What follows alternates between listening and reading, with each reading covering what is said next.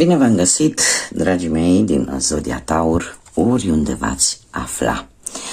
Azi voi face o lectură generală pentru zodia voastră, pentru acest sfârșit de septembrie, mai precis, cam de pe la jumătatea lui septembrie până la sfârșitul lunii.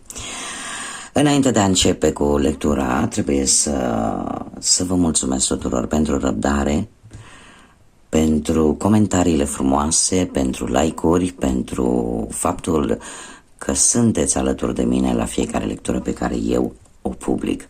Așa că mii de mulțumiri și numai bine tuturor vă doresc. Trebuie să fac o mică specificație și anume faptul că în ultima perioadă, datorită unor probleme strict personale, timpul efectiv și problemele în sine, situațiile în sine m-au împiedicat să fac lecturi așa cum mi-aș fi dorit, un pic mai des. Sper să nu mai apară nimic și să fiu alături de voi într-o manieră cât mai să fim împreună cât mai des posibil. Oricum, eu vă mulțumesc pentru răbdare, pentru înțelegere și să fiți binecuvântați pentru toate aceste calități.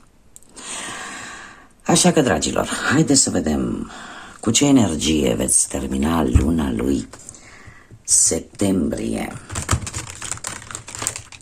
Care este energia dragilor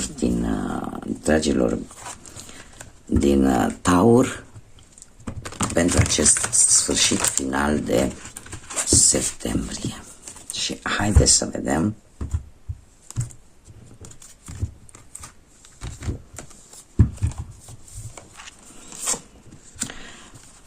Și avem un 2 de spade sau 2 de iarnă. Se pare că unii dintre voi veți încheia luna lui septembrie un pic indeciși, cu un semn de întrebare. Cumva o situație vă cam dă de furcă. De ce? Pentru că e ca și cum inima, sufletul îți spune să faci ceva, dar rațiunea, logica îți spune să faci altceva. Și o să te pună un pic în dilemă, o să te pună un pic în încurcătură. De ce? Pentru că e posibil ca unii dintre voi să fiți puși în situația în care să trebuiască poate să alegeți între două situații sau între două persoane,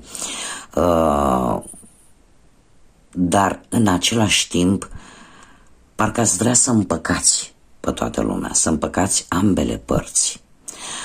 Lucru care, din păcate trebuie să vă spun, este un pic, nu că imposibil, dar mai greu de obținut. Și în special cu această carte aș zice că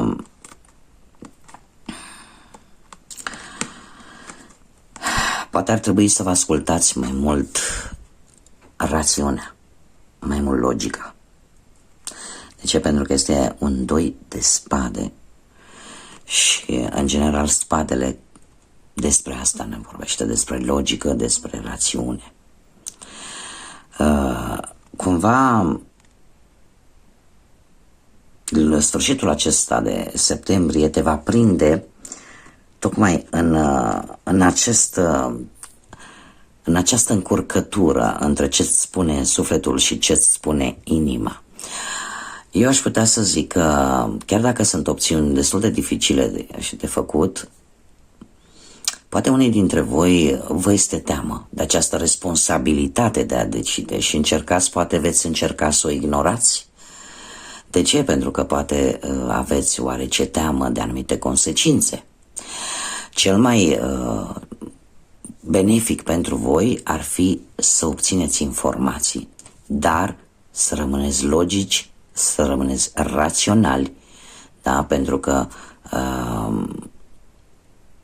cel puțin cu această carte cam ăsta ar fi sfatul, da? Să nu vă lăsați purtat de emoții, de sentimente care de multe ori nu avem o vorbă în popor care spune ce e mai slab de înger, în sensul nu neapărat că e mai slab că gândește foarte mult cu inima, cu sufletul și de multe ori se întâmplă să pierdem când facem acest lucru. Este un bun îndemn, o bună energie de a acționa într-o anumită situație folosindu-vă rațiunea și logica. Haideți să vedem ce ne spune și tarotul, ce energii, mesaje vin pentru dragii mei din Taur pentru acest final de septembrie.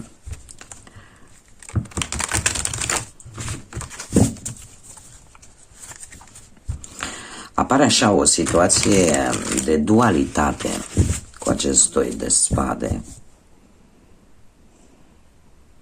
Totuși eu trebuie să vă spun un lucru. Voi, cred că indiferent de ce situație puteți să traversați, privirea voastră este către viitor. Și tind să cred că și dacă veți avea o alegere dificilă, o veți face gândindu-vă la viitor. Nu știu dacă veți fi atât de influențați de partea asta a emoțiilor. Haideți să vedem totuși ce ne spune și tarotul. Chiar dacă cumva vă simțiți cu un pic de îndoială, de fapt în interiorul vostru, în mintea voastră, voi știți ce trebuie să alegeți. Deja cumva, cred că alegerea cumva parcă o gândiți. Din punct de vedere mental, cumva alegerea este luată. Doar că a mai rămas acolo o fărâmă de teamă. De teama de consecințe. Sau de teama de responsabilitate. Dar deja voi știți ce aveți de făcut. Da? Haideți să vedem. Avem o regină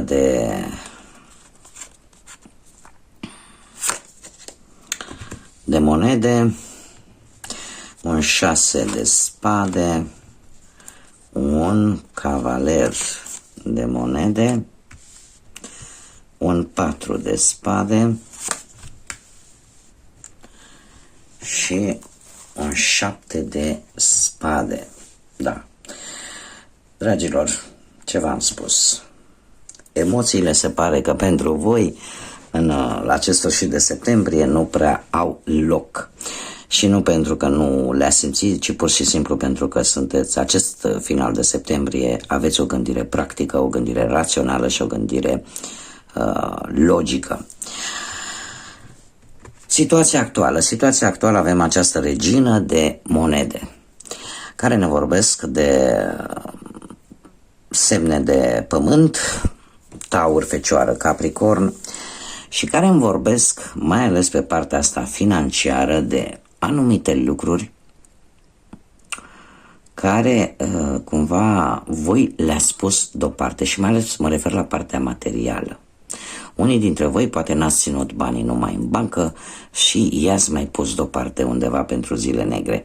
De ce? Pentru că este zodia care vă reprezintă, da, și această regină de monede puteți fi voi, da, zodia Taur, sau poate să fie poate cineva din familie care să vă ajute într-o problemă materială și care are ceva bănuți puși deoparte și în felul ăsta vă poate ajuta vis-a-vis de o anumită situație.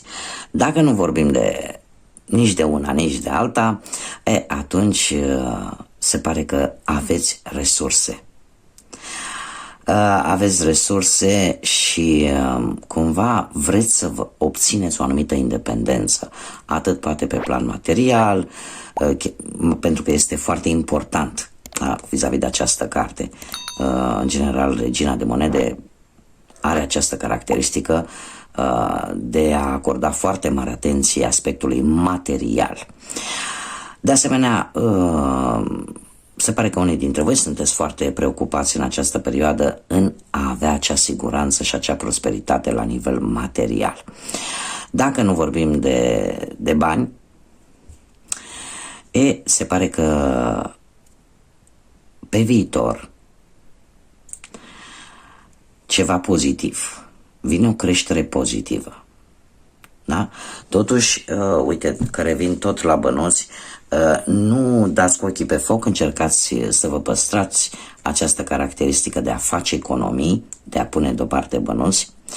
Iar dacă vorbim de dragoste, se pare că situația actuală vă prinde într-un timp foarte bun pentru a face mici ieșiri, poate cu perechea ta, mai ales pentru cei care sunteți într-o relație, a vă bucura așa de un moment pentru voi sau în familie. Iar cei singuri se pare că nu știu, poate sunteți prea disperați să atrageți pe cineva în viața voastră și ar trebui să vă dați seama că aveți destule calități ca să puteți atrage iubirea către voi. Și se pare că cât de curând această iubire va ajunge și la voi. Da? Să nu încercați să nu faceți mai mult efort decât este necesar în a face ca o persoană să se îndrepte către voi, pentru că cine vrea să vă vadă calitățile, o să vi le vadă. Da? Pentru cei care sunteți singuri, mai ales pe partea asta amoroasă. Bun, mergem mai departe. Ce încercați să lăsați în urmă? Sau ce nu prea mai are așa multă importanță pentru voi? Și avem un 6 de spade. Se pare că pentru voi nu mai este așa important poate o călătorie sau o tranziție destul de dură cumva se apropie de sfârșit. Ați făcut ceva într-un trecut nu foarte îndepărtat, ați făcut o schimbare, poate o călătorie foarte lungă și cumva lucrul ăsta va cam da peste cap. Și logic, în momentul în care schimbi un loc cu un altul, apare această perioadă de acomodare, o perioadă de tranziție, care poate să fie destul de dură, da? Orice schimbare care e bruscă, care apare în viața noastră și o schimbare majoră, nu? Vine și ea la rândul ei cu multe stări de contradicție, de acomodare, da? Cert este că se pare că această stare și această tensiune pe care ai avut-o în ultima perioadă cumva nu mai e atât de important. De ce? Pentru că a apărut deja acomodarea și nu mai este necesar, nu mai ai acest stres pe care l-ai avut poate în ultima perioadă. Ce vine către tine în acest final de septembrie? Și avem un cavaler de monede. Un cavaler de monede care ne vorbește de asemenea de zodii de pământ, la fel ca și tine, Taur, Fecioară, Capricorn, și ne vorbește de meticulozitate. Cumva ai siguranță, vei avea acea siguranță că vei câștiga. De ce? Pentru că ai foarte multă răbdare. Cavalerul de monede este cel mai lent cavaler, dar în același timp este cel mai sigur cavaler. În momentul în care apare, de exemplu, cum a apărut la voi, lucrurile, chiar dacă nu s-au mișcat foarte repede, ele au mers încet și sigur. Dar răbdarea a fost într-adevăr o virtute și se pare că voi nu ați dus lipsă de această virtute. Sunteți destul, veți fi responsabili și în general veți căuta în acest final de septembrie acea siguranță pe care ți-o dă cei dragi ție. Sunteți un pic mai perfecționiști decât în mod normal și e posibil să vă apară o anumită situație care să ceară mai multă responsabilitate. Asta putem vorbi chiar pe toate aspectele vieții. Va trebui să te ții de cuvânt vis-a-vis de o anumită promisiune, da, pe care va trebui să o onorezi, sau poate vreun compromis. Încercați să nu fiți foarte încăpățânați, da? Și încercați să lăsați și pe alții poate să vă ajute, da? Să nu fiți, cum să spun eu, fixați decât eu trebuie să le fac pe toate, da? Încercați să lăsați și pe alții să facă câte ceva. Mergem mai departe și de ce anume trebuie să ții tu cont? Și avem un 7 de spade. Trebuie să ții cont și este foarte important acest lucru, și anume că există minciuni. Există minciuni, poate să existe trădări, cineva care poate să vorbească mult, să facă puțin. E posibil să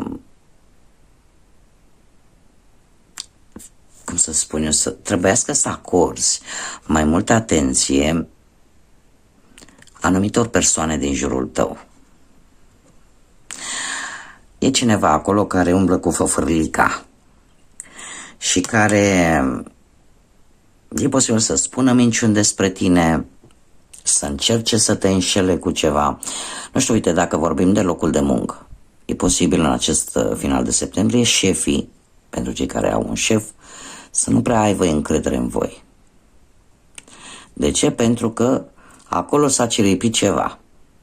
Sau, dacă voi aveți propria voastră afacere, de asemenea trebuie să aveți grijă cu angajații. Iar cei care sunteți poate în căutarea unui job, încercați să, dacă chiar simțiți nevoia să apelați la cineva pentru a găsi un job, folosiți contactele vechi și foarte vechi. Dar nu folosiți contacte recent cunoscute sau de nu foarte multă vreme. Pentru că nu știi care este oaia neagră. Dacă vorbim de bani, trebuie să ții cont că nu trebuie să investești. Da? Nu te apuca să bagi banii în pariuri sau să faci împrumuturi. Da? Nu știu, mare grijă cu oferte care sunt destul de îndoielnice și care, nu știu, vin așa ca o tentație foarte puternică, dar care e posibil ca plata pentru aceste tentații, pentru aceste oferte să fie chiar integritatea voastră. Așa că judecați foarte bine, mai ales pe partea asta a banilor, la orice ofertă, orice propunere care vă poate veni. Nu vă aruncați cu capul înainte, ca tăurași, da? Pe partea dragoste avem un aspect foarte important, și anume că încrederea este crucială, mai ales pentru cei care sunteți într-o relație. Cumva, cei care aveți ceva probleme în relație, poate că ar fi bine să nu mai așteptați ca ceva să se schimbe fără să faceți ceva, fără să vedeți de fapt ce ar trebui să se schimbe. Pentru că sunt lucruri care nu s-au spus și care pot fi rezolvate, dar asta se poate face doar prin dialog.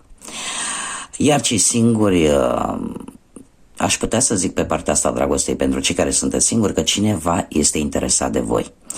Așa că acordați-i atenție, pentru că sunt mari șanse să puteți pierde această oportunitate. E cineva acolo care e interesat, se interesează de voi. Da? Sau poate vă urmărește, nu știu, pe Facebook sau încearcă să afle informații despre voi. Acum, ce este necesar să știi? Este necesar să știi cu acest 4 de spade că trebuie să te și odihnești. Trebuie să te recuperezi. Trebuie să îți recapeți toată energia pe care în ultima perioadă ai tot consumat-o. Fă-ți timp pentru tine și odihnește-te. Unii dintre voi au deja acea, cum să spun eu, certitudine că sunt pe drumul cel bun. După atâta muncă, după atâta efort depus, și lucrul ăsta parcă te face să mergi și mai mult înainte, să consumi și mai multă energie. Totuși acest 4 de spade vine și spune: este necesar să știi că trebuie totuși să te și odihnești, să-ți refaci puterile. Aș zice că unii dintre voi poate simțiți nevoia de o mică vacanță, da? Sau, dacă vorbim de viața profesională, încercați să nu forțați lucrurile, indiferent ce se întâmplă acolo, să aveți răbdare, pentru că cu răbdarea trecem marea și cumva încercați să vă detașați un pic de restul de probleme, de restul de bârfe, dar nu vă angrenați în ele, încercați să vă refaceți. Dacă vorbim pe partea asta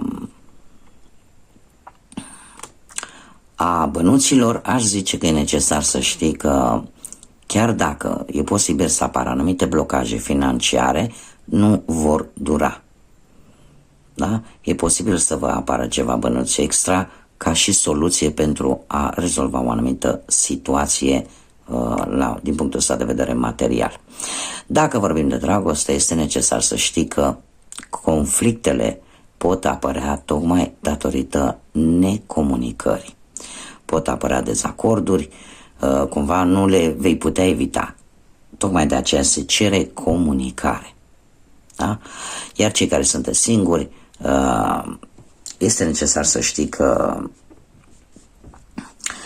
dacă nu vei reuși să dai atenție unei persoane care cumva se interesează de tine, atunci se pare că nu e un moment foarte bun pentru tine. Trebuie să lași ca acea persoană să te vadă, să te cunoască, să vadă ce calități ai, să vadă cum ești tu ca și om, ca și persoană și să te aprecieze pentru ceea ce ești tu, felul în care ești tu construit. Haideți să vedem și un mesaj așa general pentru voi, dragilor, din Zodia Taur, pentru acest final de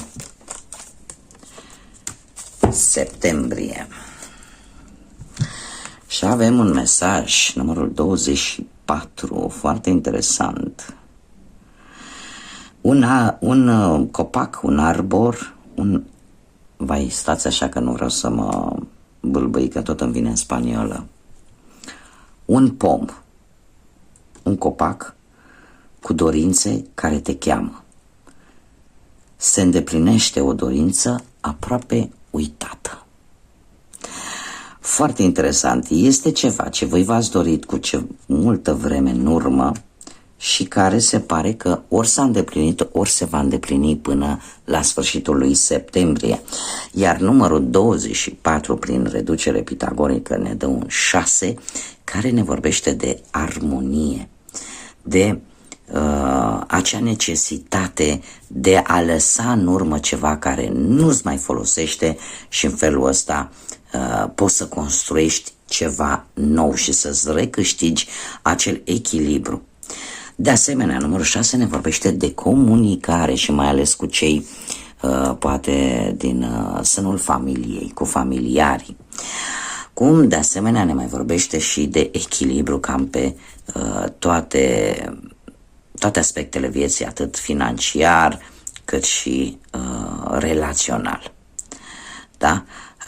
Așa că, dragilor, nu e rău deloc.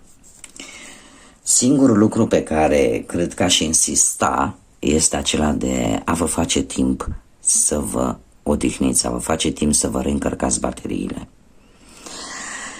Oricum, voi, prin natura voastră, în general, Zodia Taur este o zodie foarte, ca să zic așa, face lucrurile încet și bine.